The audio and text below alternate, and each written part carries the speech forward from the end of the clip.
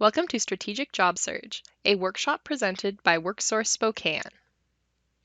Today we will cover developing a personal presentation about your skills and experience, employer recruitment methods, organizing your job search, networking to meet the people you need to know where you want to work, and culminating in social networking. In many ways, job searching is a full-time job requiring full commitment of your time, efforts, and energy. It is very similar to a sales job. Your task is to sell your skills, experience, personality, and character to an employer so that you stand out from the competition for your next job. Like any sales endeavor, there are two steps in the process. First, advertising is needed to get the message out and to hook the employer's interest. Your advertising is done through your resume, cover letter, and job applications. The second step is to develop a pitch to close the deal. That is your personal presentation or pitch. It is necessary that you learn to describe yourself in a personal pitch to help an employer connect the dots between you and the skills they need. Your personal presentation, sometimes called an elevator speech or a 60-second commercial, is a brief 30 to 60-second introduction of yourself as related to your profession, including your name, your profession, your relevant work experience, including where and how long you have worked for employers, whatever education or training helped prepare you for your career, what makes you stand out above the competition in terms of high-level or unusual skills, talents, and character qualities, and finally, a description of the type of job opportunity you are currently seeking. An example of a personal pitch would be, "Hello, my name is Jane Jobseeker. I am a paralegal specialist with over 10 years' experience at Frank & Mitchell in corporate law and contracts. I have an associate's degree from Savannah University in legal administration and 90 hours of continuing education credit in legal processes. Those I have worked with have told me that I am exceptional at data integrity, mediation, negotiation, and working independently. I am seeking a new opportunity to work as a paralegal in tax law. I would appreciate you keeping me in mind in case you hear of a job that you think would be a good fit for me." Now take a moment to write an outline of your professional profile. Pause the video while you work on this, then resume when you are finished. You will use your personal pitch to connect to people in your field who might help you find job leads or recommend you to their employer. We call this networking. Your pitch will be your introduction to employers at job fairs or other hiring events, and it will be the perfect opening line in a job interview to introduce yourself and show your values. A good pitch will help you show the employer that you are a good fit for their need. Your pitch is a great tool to present yourself to an employer when visiting them in a cold call to inquire about open positions. Instead of just asking, "Are you hiring?" why not share your personal pitch to introduce yourself and then let them know that you would love to work there? When meeting prospective employers or even in networking, a business card is a great tool to help transform a job search contact into an ongoing networking relationship. You may think that business cards are only for people who have jobs, but remember, you do have a job. Your job is marketing yourself as a great candidate, and every salesperson needs a business card, so people have their contact information to follow up. You can pick up perforated business card stock at your local office supply store and have business cards printed through your home printer. If that sounds like too much hassle, you can also order business cards through an office supply store or an online service such as Vistaprint. An order of 500 business cards typically costs between $15 and $20, and they are generally delivered within a few days of ordering. A typical business card, such as the one shown here, has your name and occupation in larger type. Use a job title that describes the position you are seeking. Contact information follows in smaller font.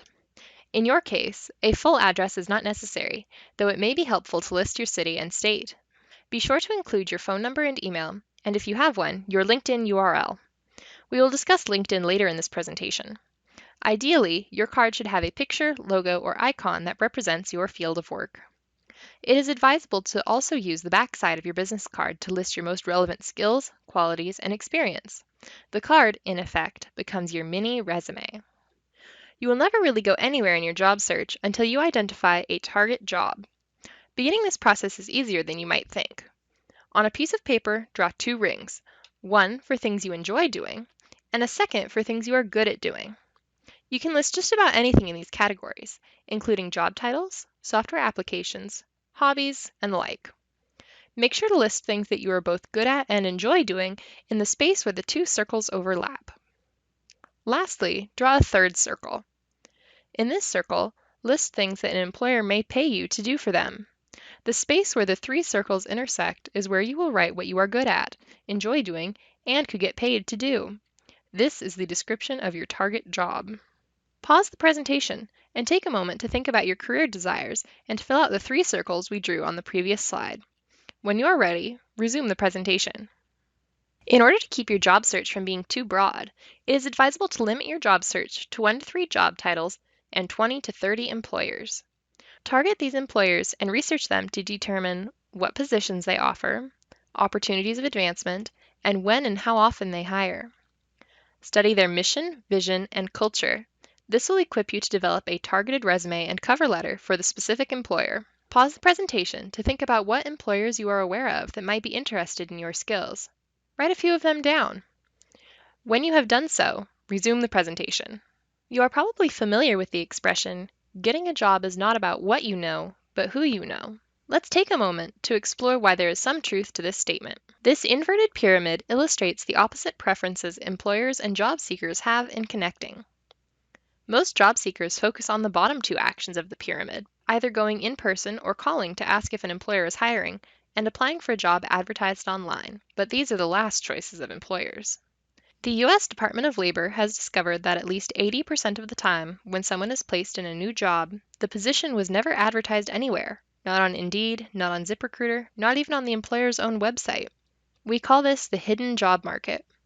Not only do these jobs represent the bulk of job openings, they also tend to be the highest paying and most desirable positions. Let's look at an example of how this might happen. Let's say Bob started a company in his garage 10 years ago and managed to grow it into a successful business. Susie is Bob's vice president of operations and has been Bob's right-hand person for the last several years. However, Susie just gave her 6 weeks' notice. Put yourself in Bob's shoes. Would you rather go through the process of interviewing strangers, or would you prefer to promote from within, choosing someone who already knows the ropes? Let's say Bob decides to promote Jennifer to the vice president position.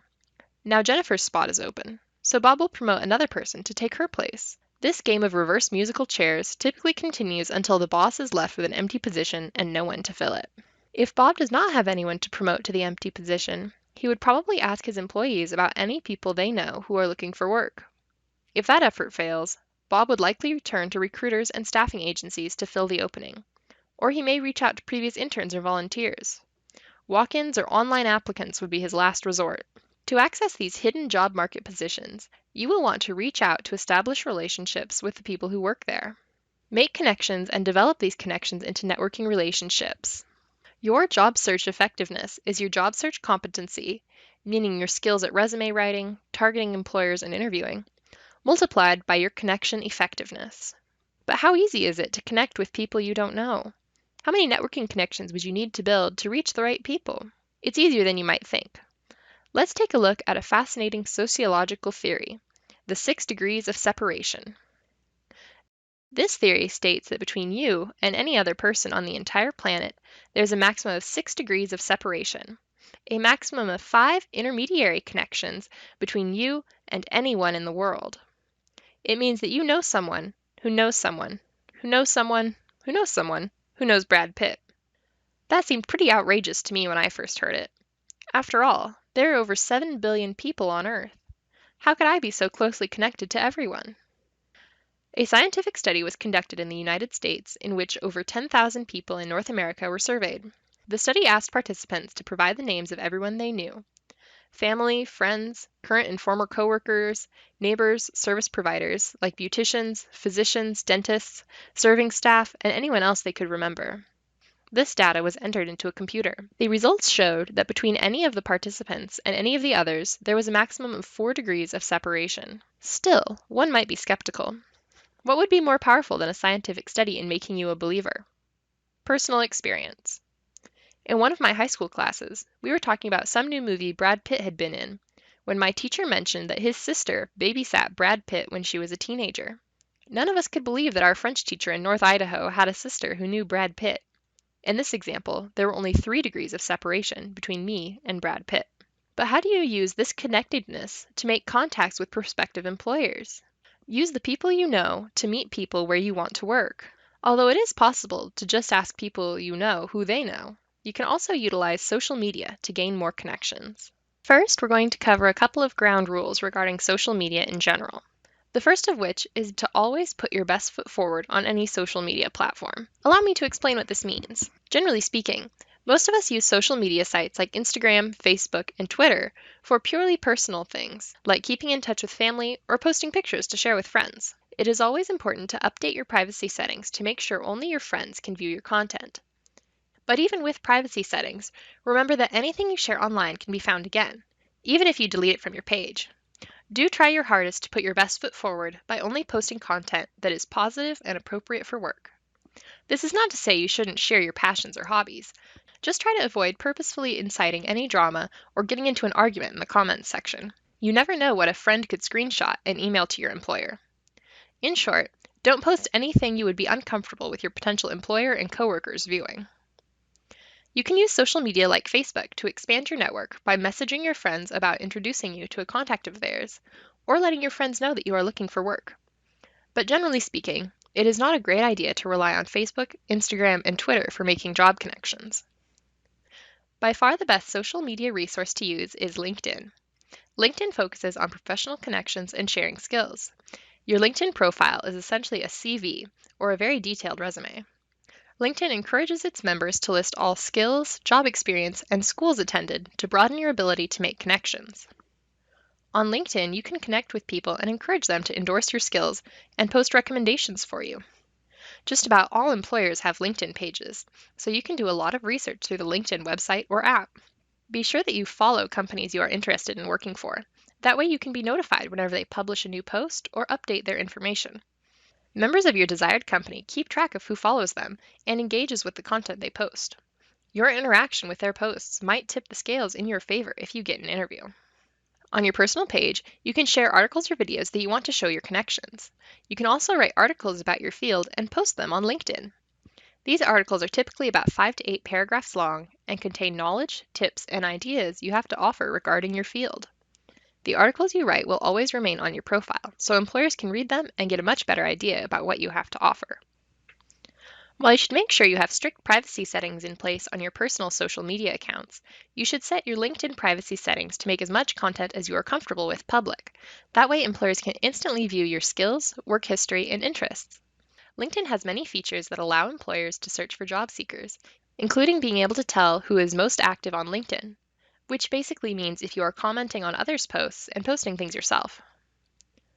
They can also tell who has engaged with the company's LinkedIn page and who has connections with current employees.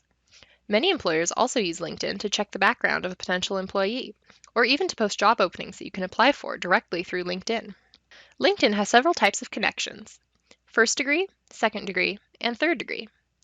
First degree connections are those who you sent a direct request to connect with. Second degree connections are the first degree connections of your first degree connections. Have I lost you yet? Using Facebook's terminology, second degree connections are the friends of your friend. You are able to directly message your second degree connections to get to know them better. However, they will not be able to see your updates or new posts, unless you invite them to be a first degree connection. First degree connections will see all of your updates and you can message them directly. Third degree connections are people you do not have any direct contact to, so you cannot message them and they cannot see your updates. Okay, I know that was a lot. So here's a slide that sums up what I just talked about. Feel free to pause the video if you want to take notes here. So now you might be wondering, how do you get connections? You can get connections by first searching for someone, like a former coworker, using the search bar at the top of the site, or you could sync the site to your email or to your phone's contacts. Once you have one connection, you will start to see a bunch of spaces on the site filled with profile pictures of people you may know, or you can click on the My Network tab, as shown on the screen here. This was just a very brief overview of LinkedIn's capabilities. There is both a free version and a paid subscription version of LinkedIn. Everything I talked about today is available through the free version of LinkedIn. And for most people, the free version is sufficient. Though if you're interested in the paid version, LinkedIn does offer a free trial for users to play with. And that brings us to the end of the Strategic Job Search Workshop. Thank you so much for watching. Thank you for watching this virtual workshop. If you have any questions about this course's content, please email the WorkSource Spokane workshop team at esdwsspokaneworkshopteam@esd.wa.gov.